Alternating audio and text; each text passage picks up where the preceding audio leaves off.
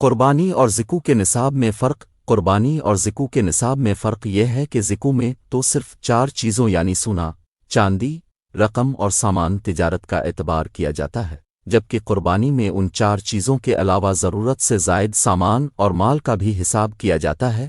جس کا مطلب یہ ہے کہ اگر کوئی شخص ان 4 چیزوں کی وجہ سے صاحب نصاب بنا ہے تو اس کو ذکو کا نصاب کہا جاتا ہے، لیکن اگر وہ ضرورت سے زائد سامان کی وجہ سے صاحب نصاب بنا ہے تو اس کو قربانی کا نصاب کہا جاتا ہے۔ نیز یہ بھی جاننا ضروری ہے کہ قربانی اور صدق الفطر کا نصاب ایک ہی ہے، تاہم فی الحال یہاں قربانی کے مسائل بتائے جا رہے ہیں، لہٰذا اسی پر توجہ دیں۔ مذکورہ تفصیل سے یہ احکام ثابت ہوتے ہیں: ایک، جس شخص کے پاس ذکو کا نصاب موجود ہے تو اس کے ذموی ذکو بھی فرض ہے اور اس کے ذموی صدق الفطر اور قربانی بھی واجب ہے، اور ایسے شخص کے لیے ذکو لینا بھی جائز نہیں۔ دو، جس شخص کے پاس ذکو کا نصاب تو نہ ہو لیکن قربانی کا نصاب ہو تو اس پر ذکو تو فرض نہیں، البتہ اس کے ذموی قربانی واجب ہے اور اس کے لیے ذکو لینا جائز نہیں۔ تین، ذکو صرف اسی شخص کو دینا جائز ہے جس کے پاس ذکو کا نصاب بھی نہ ہو اور قربانی کا نصاب بھی نہ ہو۔ اس سے معلوم ہوا کہ ذکو دیتے وقت صرف یہ دیکھنا کافی نہیں کہ اس پر ذکو فرض ہے یا نہیں، بلکہ ذکو دیتے وقت یہ دیکھنا ضروری ہے کہ اس کے پاس قربانی جتنا نصاب ہے یا نہیں۔ خلاصہ، جس شخص پر ذکو فرض ہے اس پر تو قربانی واجب ہے ہی، لیکن جس شخص کے پاس ذکو کا نصاب تو نہ ہو البتہ صدق الفطر اور قربانی کا نصاب موجود ہو تو اس پر بھی قربانی واجب ہے۔ امید ہے کہ ان الفاظ والی باتوں سے متعدد غلط فہمیوں کا ازالہ ہو سکے گا۔ یہ اصولی باتیں اچھی طرح ذہن نشین کر لیجئے تاکہ بعد میں ذکر کیے جانے والے مسائل سمجھنے میں سہولت رہے۔ قربانیوں کا تفصیلی نصاب: بنیادی طور پر قربانی 5 چیزوں پر واجب ہوتی ہے جن کو عموماً قربانی کہا جاتا ہے: 1 سونا، 2 چاندی، 3 سامان تجارت، 4 رقم، 5 ضرورت سے زائد اشیاء اور سامان۔ ان 5 چیزوں کو سامنے رکھتے ہوئے درج ذیل صورتوں میں قربانی واجب ہوتی ہے: 1، جس شخص کے پاس صرف سونا ہو، باقی 4 چیزوں یعنی چاندی، رقم،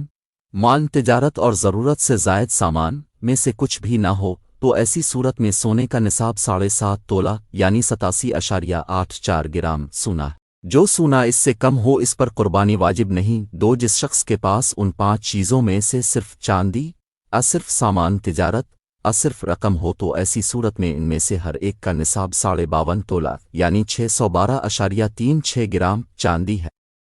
جو چاندی 52.5 تولے سے کم ہو، اسی طرح جو سامان تجارت رقم 52.5 تولہ چاندی کی قیمت سے کم ہو تو اس پر قربانی واجب نہیں۔ 52.5 تولہ چاندی کی قیمت اپنے شہر کے سونا مارکیٹ سے آپ معلوم کر سکتے ہیں۔ 3، جس شخص کے پاس 52.5 تولہ چاندی کی قیمت کے برابر ضرورت سے زائد سامان ہو تو اس پر قربانی واجب ہے۔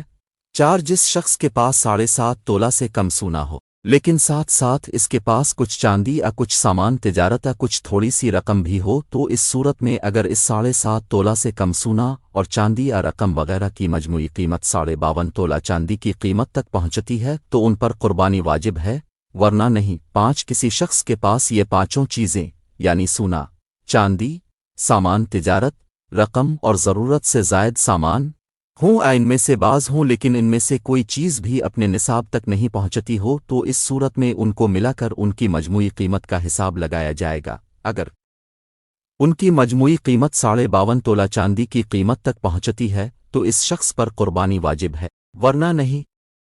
6، جس شخص کے پاس کچھ سونا یا کچھ رقم ہو اور ساتھ میں ضرورت سے زائد سامان بھی ہو اور ان کی مجموعی قیمت 52.5 تولہ چاندی تک پہنچتی ہو تو اس پر قربانی واجب ہے۔ قربانی واجب ہونے کے لیے کس وقت صاحب نصاب ہونا ضروری ہے؟ قربانی واجب ہونے کے لیے ضروری ہے کہ وہ شخص قربانی کے 3 دنوں یعنی 10، 11 اور 12 ذوالحجہ یعنی عید الاضحیٰ کے پہلے، دوسرے اور تیسرے دنوں میں صاحب نصاب ہو۔ یہی وجہ ہے کہ اگر کوئی شخص قربانی کے ان 3 دنوں سے پہلے صاحب نصاب تھا یا ان 3 دنوں کے بعد صاحب نصاب بنا لیکن قربانی کے ان 3 دنوں میں صاحب نصاب نہیں تھا تو ایسے شخص پر قربانی واجب نہیں۔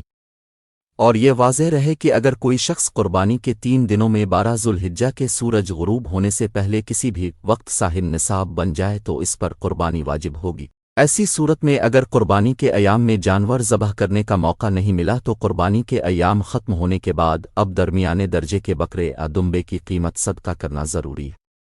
اگر جانور خریدنے کے باوجود بھی قربانی کے ایام میں قربانی نہ کر سکا تو اب اسی جانور کو صدقہ کرنا ضروری ہے۔ بدائے الصنائع رد المحتار ضرورت سے زائد سامان سے متعلق وضاحت جو چیزیں ضرورت اور استعمال کی ہیں ان کا تو اعتبار نہیں کیا جاتا، جیسے رہائشی مکان، پہننے کے کپڑے اور جوتے، کھانے پینے کے برتن، ضرورت کی گاڑی،